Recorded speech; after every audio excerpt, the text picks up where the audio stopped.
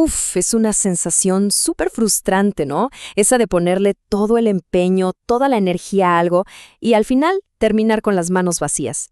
Si a alguien le suena familiar esto, es porque toca una verdad muy, muy profunda.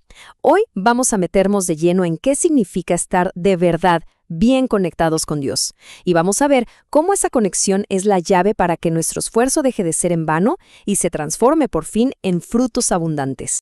A ver, pensemos un momento en los discípulos. Imagínense la escena, una noche entera trabajando, un equipo de pescadores expertos, ¿y el resultado? Nada, cero, redes completamente vacías. Qué imagen tan poderosa del esfuerzo humano cuando le falta esa guía divina. Y es algo que, seamos sinceros, muchos hemos vivido. Pero, de repente, todo cambia con una sola palabra de Jesús. En el mismísimo instante en que obedecen, sus redes no es que se llenan, es que se desbordan, a tal punto que casi se rompen. Y aquí, ojo, porque este es el punto clave. Muchas veces confundimos ser constantes con simplemente repetir lo mismo una y otra vez. Pero, a ver, si el método está mal desde el principio, ser constantes solo nos convierte en expertos, pero en cometer el mismo error. La verdadera transformación no se trata de pulir un hábito que nos sirve. No. Se trata de tener el valor de frenar en seco y preguntarnos desde el fondo, oye, con todo el esfuerzo que le estoy poniendo, ¿por qué esto sigue sin funcionar? Bueno, esa pregunta nos lleva de cabeza al centro del asunto, así que vamos a arrancar con nuestra primera sección, que es justamente eso, el esfuerzo sin dirección. Cada vez que empezamos un nuevo ciclo, una nueva temporada en la vida, es como si estuviéramos haciendo las maletas para un viaje. Y es súper importante, de verdad, revisar qué estamos metiendo adentro, qué hábitos, qué formas de pensar viejas se nos están colando sin darnos cuenta, porque muchas veces ese exceso de equipaje del pasado es justo lo que nos frena, lo que nos impide avanzar y al final sabotea todo el resultado. Ok, entonces, si el problema es ese equipaje escondido, ¿cómo lo encontramos? ¿Cómo lo identificamos? Por suerte, hay señales muy claras, como esas lucecitas de advertencia en el tablero del coche. Y de eso se trata esta segunda parte. Vamos a ver cuáles son esas señales de desconexión que se nos presentan en el día a día. La primera gran señal, y yo diría que la más obvia en estos tiempos, es cómo se diluye nuestra conciencia, nuestra atención. Nos hemos vuelto unos verdaderos expertos en la distracción. Y es que nuestros ídolos modernos, pues, brillan desde una pantalla y están todo el tiempo peleando por nuestra atención. Y la atención es, sin duda, el recurso más valioso que tenemos para conectar con Dios. Y a ver, pensemos en cómo se ve esto en la práctica. Es pasar más de 15 minutos por hora atrapados en el scroll infinito, ¿no?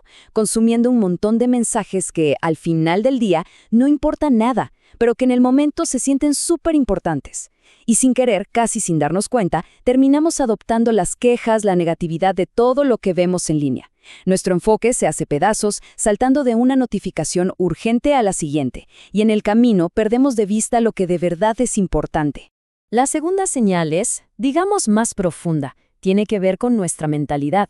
Es esto de funcionar con una mentalidad de esclavo, como si siguiéramos arrastrando los valores de nuestro Egipto personal. ¿Saben? De ese pasado que se supone que ya dejamos atrás. Es un sistema de pensamiento que nos tiene amarrados con cadenas que no se ven, pero que se sienten, incluso cuando en teoría ya somos libres. Y los síntomas son súper claros. Por ejemplo, aferrarnos a amistades que sabemos que son tóxicas, que nos hacen daño. O eso de confiar solo en nuestra propia fuerza, en nuestra capacidad, cargando un peso que nunca fue nuestro. También está esa resignación, ese creer que el cambio de verdad, el cambio profundo, simplemente no es posible para nosotros. Y por último, un síntoma clave, no alimentarnos lo suficiente de la palabra de Dios, que es la única fuente que puede renovar nuestra mente desde la raíz. Miren, el contraste entre estas dos formas de pensar es radical, es blanco y negro. Por un lado, la mentalidad de esclavo nos hace sentir que no valemos, que no merecemos, esperando pasivamente a ver qué migajas nos tocan y siempre viendo a los demás como mejores. Pero la mentalidad de heredero, es un giro de 180 grados. Es caminar en nuestra verdadera identidad, sabiendo que somos coherederos con Cristo. Es animarse a tomar acciones valientes, audaces, es colaborar mano a mano con el Padre. Es literalmente un cambio total de paradigma. Muy bien, ya diagnosticamos el problema, ¿no? Desde la distracción constante hasta esa mentalidad que nos frena. Pero no nos vamos a quedar solo en el diagnóstico. Ahora vamos a lo bueno, a la solución. En esta tercera parte vamos a ver cómo podemos, de forma activa, cultivar una conexión constante con Dios. Este camino para reconectarnos se apoya básicamente en 4 pilares.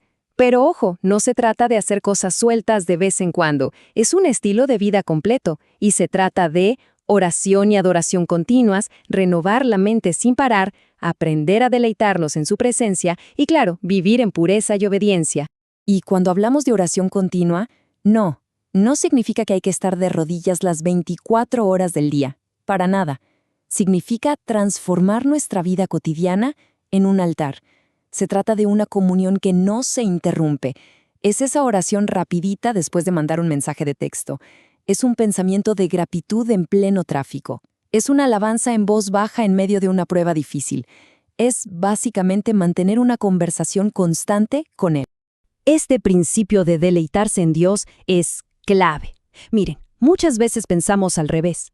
Creemos que primero se tienen que cumplir nuestros deseos y entonces vamos a ser felices.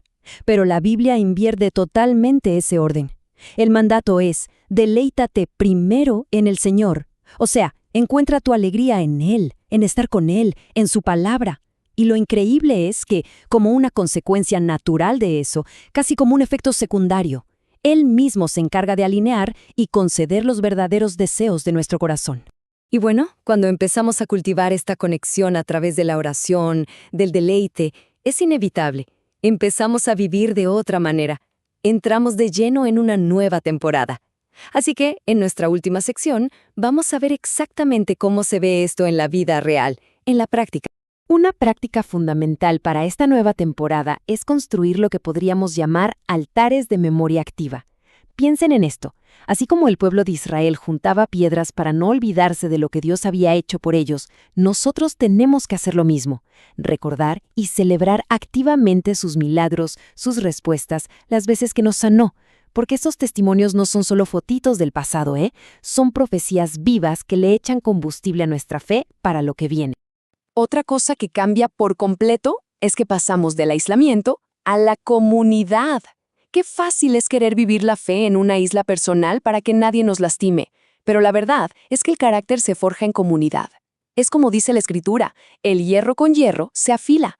Es ahí, en las relaciones, incluso en los roces, en los conflictos, donde Dios nos va puliendo y nos va haciendo cada vez más parecidos a Jesús. Y esto es importantísimo que lo entendamos. Una vida conectada con Dios es una vida sobrenatural.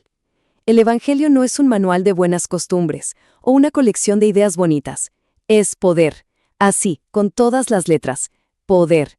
Poder que sana, poder que libera, poder que transforma de verdad. Y tenemos que vivir esperando ese poder, ejerciéndolo. No conformarnos con una religión de domingo que al final no cambia nada. Y al final, todo esto nos lleva a un punto: la obediencia. Muchas veces vemos la palabra rendición y nos asusta, ¿no? Como si fuera perder el control. Pero es exactamente lo contrario. Es justo al rendirnos a la voluntad de Dios, al obedecer su palabra, donde encontramos la libertad de verdad y donde se desata todo su poder para ayudarnos. La invitación es a no tenerle miedo a esa rendición, sino a verla como el último paso para vivir una vida plena. Y bueno, cerramos con esta pregunta que es para una reflexión bien personal. ¿Qué más hay en nuestro corazón que necesita salir a la luz? ¿Qué contrabando de la temporada vieja estamos tratando de meter escondidas en la nueva? Esta es una oportunidad increíble para, con la ayuda del Espíritu Santo, hacer una limpieza profunda, limpiar la casa y así entrar a esta nueva temporada más ligeros, bien conectados y ahora sí, listos para ver esos frutos abundantes.